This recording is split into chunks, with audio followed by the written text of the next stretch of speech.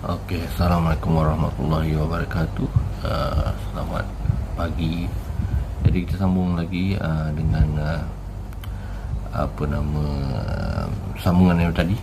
Satu jam selepas ini kita akan sambung lagi berkenaan dengan masih lagi intensive cultivation.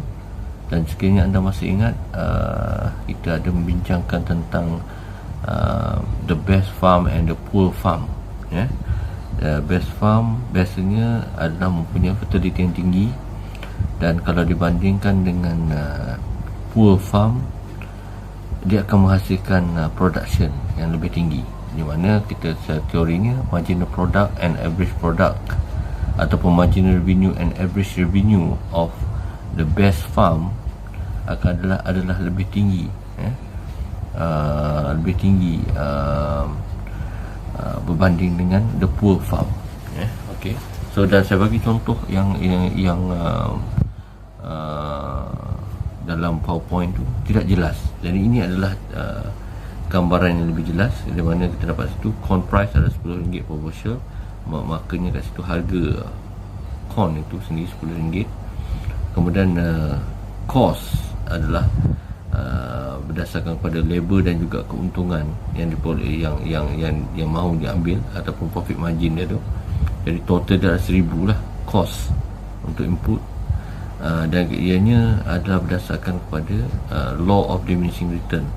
Dan kita tahu intensive margin akan wujud apabila farmers ataupun tenant of the land itu dia akan mengusahakan tanaman menggunakan labor ataupun input yang ada.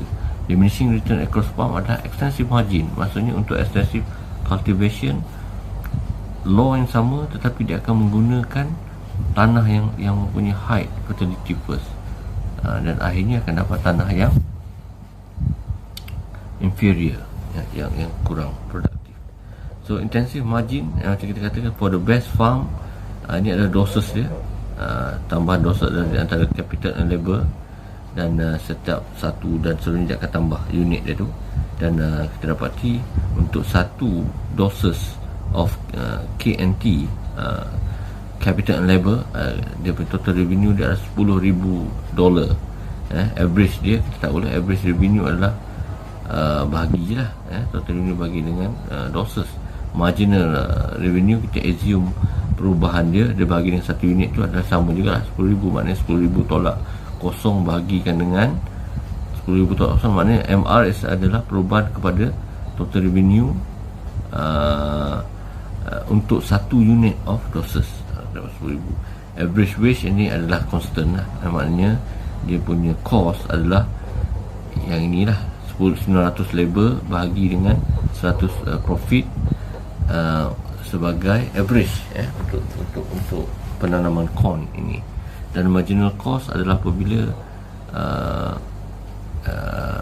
bahagikan dengan marginal peningkatan, untuk satu peningkatan, satu perubahan dalam total cost bagi perubahan dalam input itu. Jadi perubahan untuk input akan satu lah, dan cost pula since dia adalah fix, maka menjadi cost pun fix, satu unit tu fix lah. 1,000 tu 1,000, maka dia akan fix, perubahan tu adalah fix.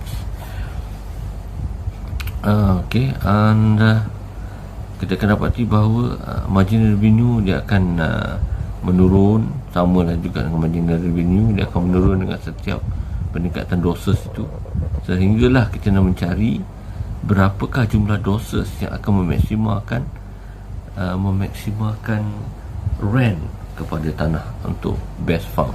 Dan untuk condition, apakah yang patut kita cari, situasi yang bagaimanakah. Situasi yang dicarikan adalah marginal cost mestilah sama dengan marginal revenue. Jadi dalam keadaan ini kita akan tengok marginal revenue mana yang sama dengan marginal cost, sama dengan marginal product equals to price of input, for instance is labor, kan. Jadi dalam kes ini marginal revenue mana marginal cost. Anda akan dapati bahawa semakin meningkat, walaupun semakin menurun marginal revenue, tetapi masih lagi exceed marginal cost, maka itu sudah tentu akan memberikan pulangan, akan memberikan pulangan kepada tanah tersebut. Pasti akan dapat rent lah. Sehinggalah pada tahap 10 unit of doses, nilai MRD adalah sama dengan nilai marginal cost. Jadi jelas, mengikut teori, selepas daripada itu nilai marginal revenue akan negatif ataupun lebih rendah daripada marginal cost, dan itu tidak akan memberi apa-apa pulangan lah.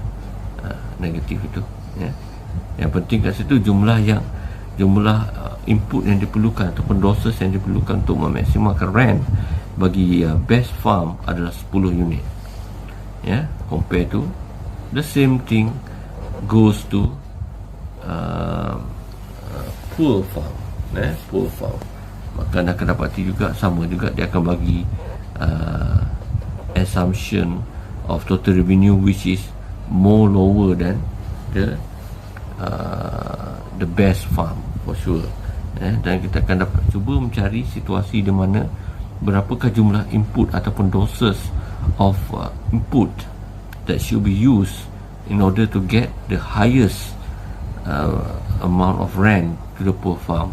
Dan daripada situ kita menggunakan condition yang sama, iaitu marginal revenue is equal to marginal cost ataupun W equal to marginal product. In this case, marginal revenue equal to marginal cost, di mana 5 adalah input, number of doses for input to produce the highest rent for the poor farm, iaitu 1000 dan 1000. Maknanya itulah yang paling maksimum. Selepas itu kita dapati margin revenue ada lebih rendah daripada margin cost, or even negatif kat situ, ya.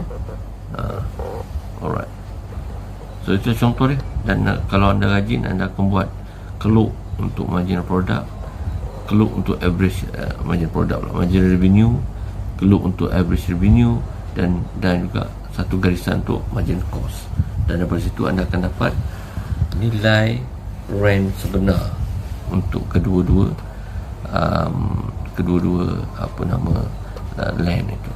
Okey, right. Contoh lebih clear daripada tadi. Okey, kita masuk kepada sambungan nota kita, resource rent and rent capture bahagian kedua, di mana ulang kajinya adalah melibatkan pemahaman ataupun pandangan daripada David Ricardo yang mengatakan rent is that portion of the produce of the earth which is paid to the landlord for use of the original indestructible power of the soil.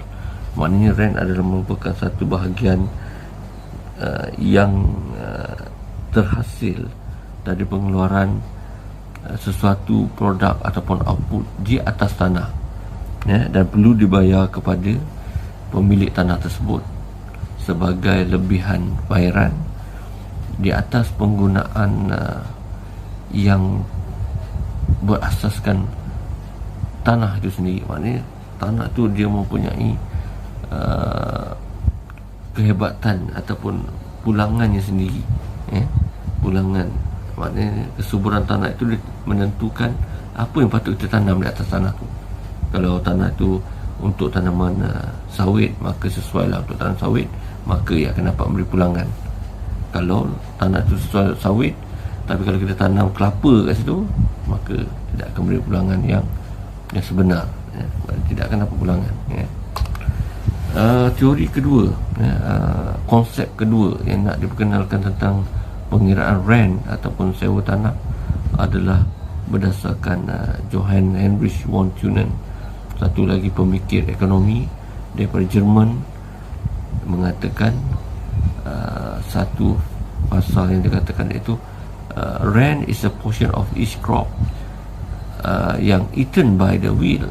Maksudnya kat situ, ya, kita akan dapat pulangan daripada crop yang kita akan dapat, tetapi kita kena aware, kita kena sedar bahawa nilai crop ataupun nilai rent yang diperoleh daripada pengeluaran crop itu akan berkurangan disebabkan oleh kos pengangkutan, ya. The bill itu adalah pengangkutan. Maknanya nilai pulangan crop akan berkurangan berdasarkan kepada nilai kos pengangkutan, distance lah.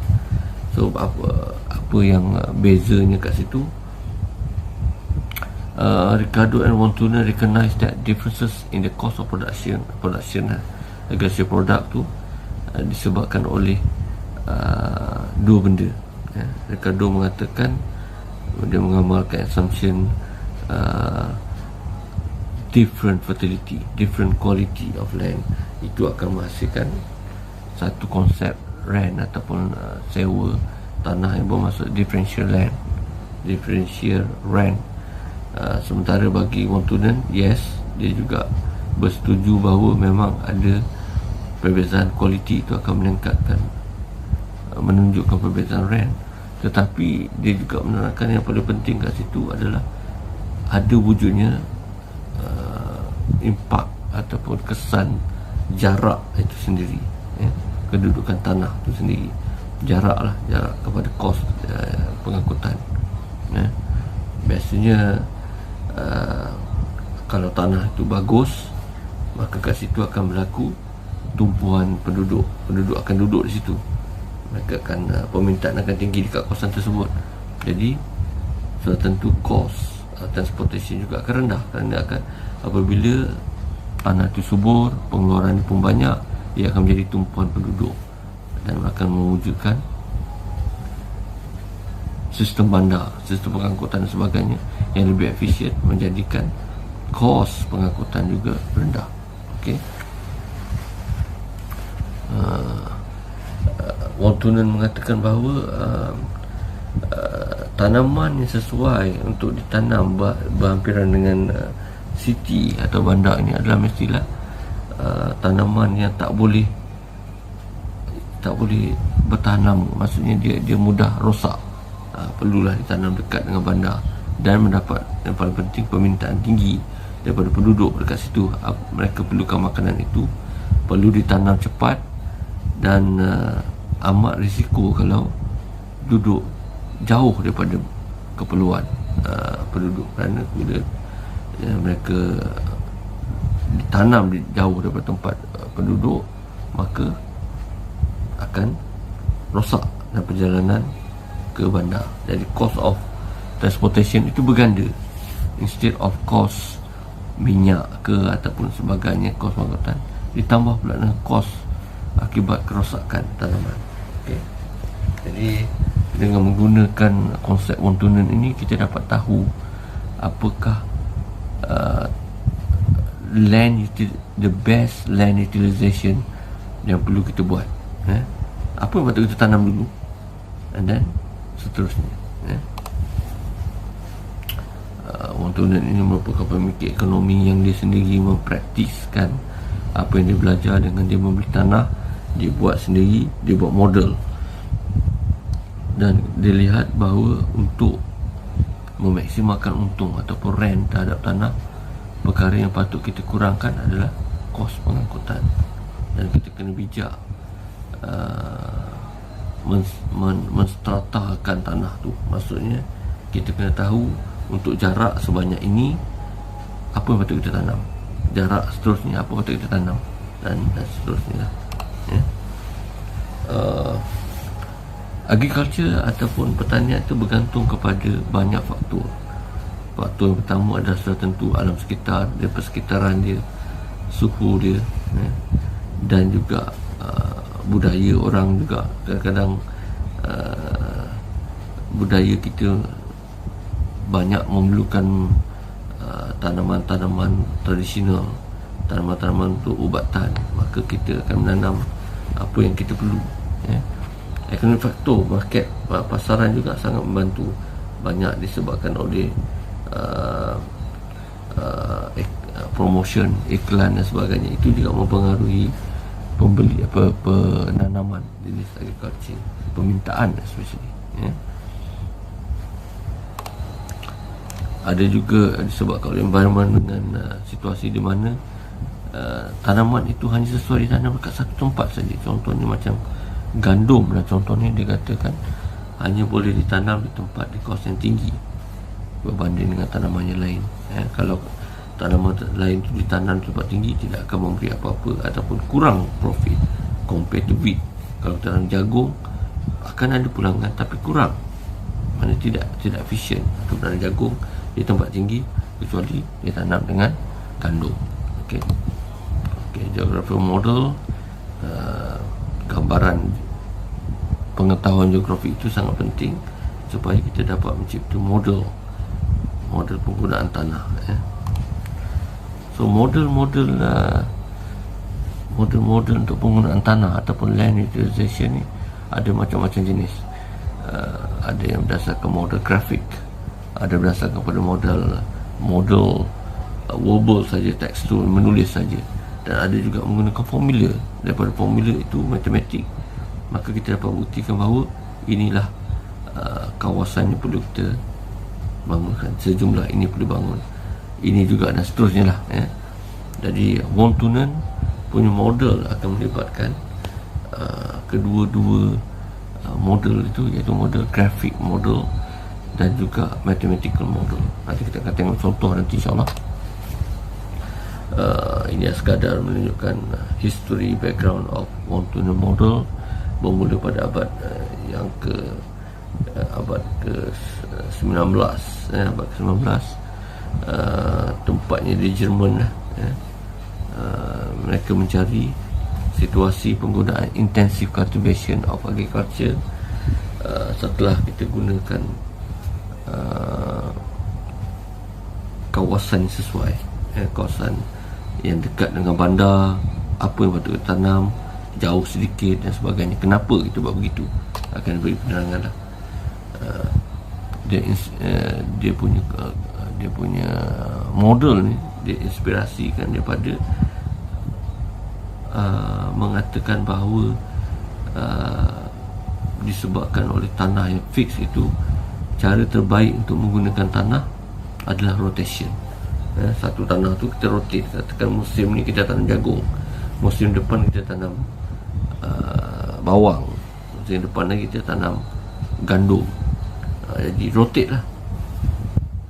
Jadi Von Thunen tidak bersetuju dengan cara itulah. Instead of kita rotate, baik kita bahagikan tanah itu mengikut jenis keperluan tanah, jenis keperluan tanah, fertility tanah, jarak tanah, kos pengangkutan dan sebagainya lah itu. Instead of doing the same land but we have to rotate every season, it's better for us to use lebih banyak kawasan tanah, tetapi pastikan anda specializekan berapa area tanah ini untuk tanaman ini, berapa area tanah ini untuk tanaman ini dan sebagainya. Okey, Thunen adalah ini, kita dah cerita dah pasal ni, dan dia kata adalah dia akan menggunakan, because dia dah tidak bersetuju mengatakan bahawa untuk memaksimalkan keuntungan tanah itu kita kena buat crop rotation. Sebenarnya tak perlu. Dia kata bahawa kita kena melihat kepada natural law for farm location. Apa maksud natural law tu? Maksud kat situ penentuan penggunaan tanah itu bergantung pada situasi, apa yang boleh ditanam atas tanah tu, apa yang sesuai dia tanam, apakah keperluan tanah itu oleh penduduk, mereka perlu apa. Jadi utamakan keperluan penduduk tersebut. Okey. Dan model farming ni dia telah menulis idea dia dalam satu buku bertajuk The Isolated States tahun 1826 lagi. Dan orang Germany ni, Germans dia lebih suka menyimpan ilmu mereka tanpa pengetahuan umum, sehinggalah buku itu ditranslate kepada English tahun 1966. Bayangkan berapa tahun lama mereka simpan untuk diri mereka saja, ya. Dan setelah ditranslate kepada English, barulah ramai memahami bahawa model Von Thunen ini sesuai untuk kita jadikan rujukan untuk pengajian spatial economics ataupun spatial organization of land. Where to farm. So So where to farm agriculture product, apa yang patut kita nak utamakan dahulu? Maka sudah tentulah keperluan yang paling tinggi diminta oleh penduduk setempat, dan itu yang patut kita utamakan, diikuti oleh tanaman yang dalam masa sama, walaupun mereka mendapat permintaan tinggi terhadap permintaan tinggi oleh rakyat ataupun penduduk, dia juga mudah rosak. Jadi kita letakkan ke depan sikit. Selama ini kita letakkan tanaman tersebut jauh daripada bandar, jadi dia akan melibatkan transportation cost yang tinggi. At the same time, quality of product akan berkurangan dalam perjalanan. Kita double cost kat situ. Jadi the land closer to the center ataupun center city ataupun market was more expensive, sudah tentu, tetapi transportation cost dia lower. Vice versa, terbaliklah. Land that farther from the center city atau market akan mempunyai nilai sewa tanahnya itu lebih rendah, tetapi transportation cost dia lebih tinggi. Jadi rent dia berapa?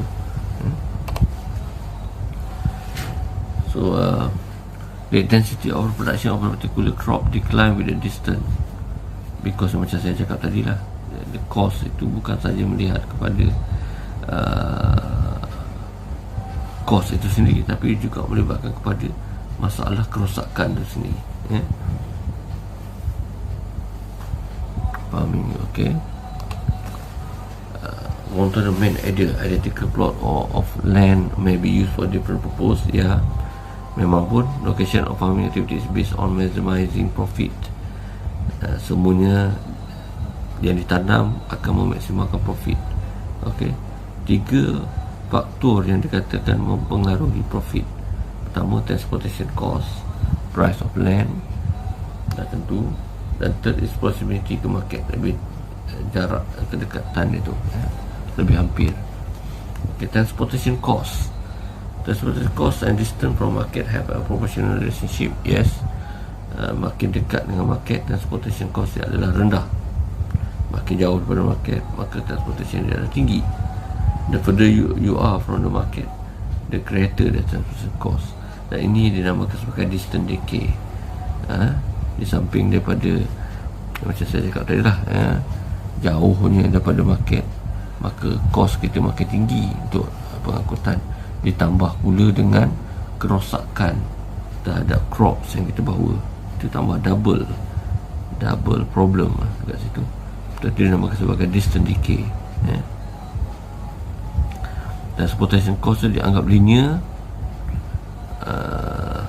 no terminal cost, tidak ada tambahan kepada transportation cost itu, tak ada maintenance dan sebagainya, tidak ada, hanya transportation cost saja.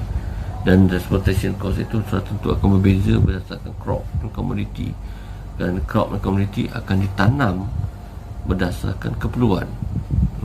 Okay. So net profit of course, gross profit akan minus cost lah. Production cost tambah dengan transportation cost. Locational rent ataupun location rent adalah profit sebenarnya, rent. Setelah kita ambil kira ulangan dimanaskan dengan cost, dan paling penting elemen cost yang paling besar kat situ adalah transportation cost. Intensive and extensive farming kita dah cerita juga, sama je. Di mana intensif adalah apabila kita menggunakan, bagaimana kita menggunakan input secara efisien untuk meningkatkan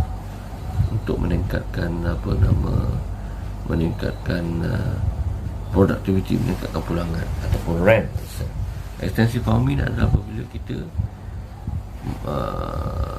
mendapati bahawa akan ada tahap di mana our rent itu satu harinya akan melebihi our pendapatan, revenue.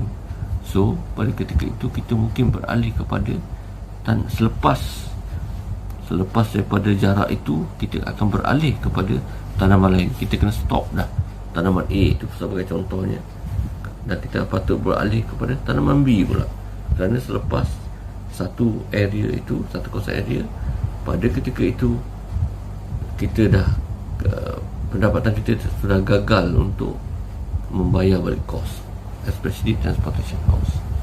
Okey, nanti kita akan lihat contoh lagi mudah, ya. Begitu. Dia katakan bahawa crops easy to store, senang untuk simpan, and tak akan spoil, and do not spoil, are more likely to plant further from the market. Maknanya mudah dijaga dan juga dia tak akan mudah rosak, patut ditanam lebih jauh sikit daripada market, bergantung kepada permintaan juga, ya. The theory of model intensity theory, land use intensity decline with distance from the market. More intensive farming activity tends to locate near the market, of course, because kebiasaannya tanah yang berdekatan dengan bandar adalah lebih produktif. Maka kita pun dah belajar, teori mengatakan bahawa tanah yang produktif, fertilizer, akan memerlukan lebih banyak input, lebih baik untuk meningkatkan lagi productivity.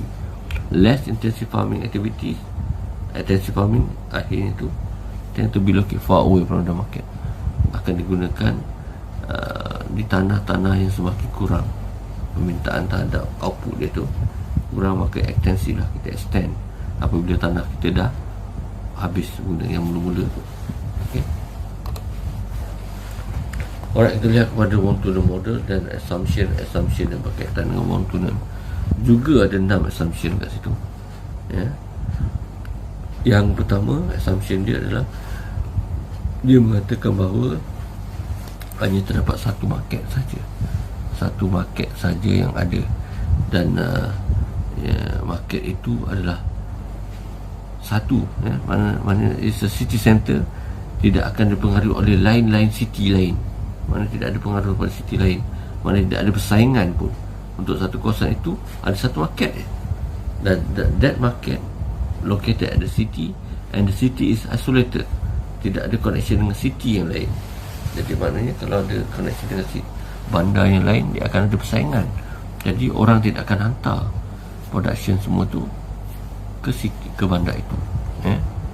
Dan dengan adanya satu bandar, ramai farmers ataupun tenant, mereka akan menuju ke bandar itu, akan menghasilkan uniform price. Okay. Dan city itu akan mempunyai bermacam-macam area tanah di sekeliling bandar itu, akan mempunyai banyak ke penggunaan tanah sana. So ini assumption pertama, ini dinamakan sebagai assumption isolated states, bermaksud hanya ada satu saja market untuk semua farmers, ya, yang mau menjual produk dia. Nombor 2, all farmers adalah market oriented, bermaksud dia keluar barang bukan semata-mata untuk kegunaan sendiri, tetapi most of it adalah untuk sales. Dia namakan sebagai commercial farming. Okay. The physical environment is uniform, maksudnya kat situ untuk memudahkan kiraan, untuk memudahkan cost, transportation cost adalah sama dalam semua sudut, semua tempat, semua arah adalah sama. Maka dianggapkan bahawa walau daripada mana pun anda datang, sebab katakanlah this is a small city, dan di sekeliling city itu ada macam-macam tanah, daripada mana kiri, kanan dan utara, selatan, timur, barat pun datang ke arah that city, dia punya perjalanannya sama, takkan dia assume tanahnya rata, tidak ambil kira sungai, tidak ambil kira mountain, kerana kalau jika kita mengambil kira halangan-halangan sungai, halangan mountain, maka kos dia lagi tinggi, kan. Jadi tak, dalam konteks ini kita assume mudah je, sama je, ya. All land is equally formable and productive. Land is flat, good are transported to the city across land. Tak ada road pada masa itu, sebab kalau ada road lagi cepat lah, tapi kali ini terus je. Mode of transportation mostly adalah haiwan punya, cart, ataupun transportation dia menggunakan haiwan lah, ya, lembu ke, kuda dan sebagainya. Ia juga dinamakan this assumption are called isotropic plateau or plane example ataupun assumption, ya. Maksud isotropik tu maksud walau daripada mana pun anda datang, daripada utara, selatan, timur dan barat pun jaraknya sama. Anda akan berjumpa environment ataupun physical land yang sama, ya. Tidak ada sungai, tak ada mountain sebagainya. Memang assumption dia begitu untuk memudahkan kita, ya. Okey, semua point ataupun di mana anda berada itu adalah equal distance. Macam saya cakap tadi, utara, datang dari utara, selatan, timur dan barat pun jaraknya sama. Jarak daripada utara sama jarak daripada selatan, barat sama dengan timur, sama, equidistant and equal access. Semua tidak ada halangan, semua orang boleh access the market, ya. All farmers act to maximize profit. Maksudnya farmers adalah economic man. Maknanya kat situ mereka akan membuat tanaman yang akan mereka beri pulangan saja, ya. Dan akan gunakan tanah sepenuhnya sehingga dia dapat memberikan pulangan yang paling tinggi. Okey. Dan diet penggunaan tanah itu adalah berdasarkan kepada diet orang Eropah. Ini membuktikan bahawa kalau kita merujuk kepada diet orang Asia lain, sometimes lagi sekali keperluan terhadap tanah itu juga bergantung kepada keperluan sosial masyarakat. Kalau masyarakat mahukan tanah itu untuk rumah, maka penggunaan tanah untuk rumah berdekatan bandar itu lebih penting. Maka kita akan utamakan rumah. Kemudian sekiranya untuk rekreasi, maka rekreasi seterusnya. Tapi berapa jarak ekar itu ataupun berapa jarak tanah yang digunakan akan ditentukan menerusi transportation cost, ya. Itu according to Wontunen. Okay, access to market, specific crop will grow in different ring. Ya, dia akan ada ring nanti. Okay. Dan pattern tu will change according to the rujukan masyarakat yang mana satu. Kalau macam Wontunen, dia akan merujuk kepada diet of Europe diet, maka dia akan berbeza dengan apa yang kita nak, ya. Okay, the main concept is that land rent will decrease as one get farther away from the center market because of the transportation cost is high. So the farmers will position themselves in a place where they can afford the land. Mereka boleh bayar, dan dalam masa mereka boleh bayar kepada cost transportation cost, mereka dapat profit. Itu dinamakan sebagai assumption economic man.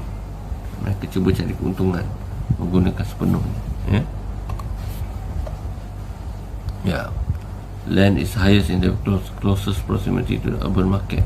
Bit rent theory, nanti kita akan belajar lebih lanjut tentang ni. Agriculture product that have intensive land use have high transportation cost, dan dahulunya perlu kita letak kat bandar. Bukan, ini yang patut diletakkan di bandar, dan juga mudah rosak, patut diletak berhampiran dengan bandar. Economic rent, net return adalah apabila market price minus production cost dan juga transportation cost, maka akan dapat return ataupun rent, ya. Akhirnya kat sini anda boleh lihat relationship between rent dengan jarak. The rent become lower as the jarak